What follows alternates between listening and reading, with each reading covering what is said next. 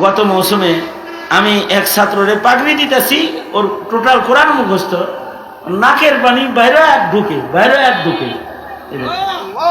আমি এলাম মুরব্বী নাক দিয়ে এরম বাইরে গিয়া দেখাইছি আর কি।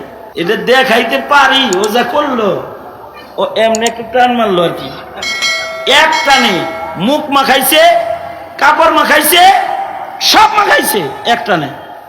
আমি টিস্যু দিয়া ওর চেহারার ময়লা মুছে ওর কপালে চুম্বন করে বুকে জড়াইছি ওরে। হুজুর রে জিগাইলাম, হুজুর ওর কি আসলে ইয়াদ আছে? ও তো নাকের পানি মুছাও জানে না।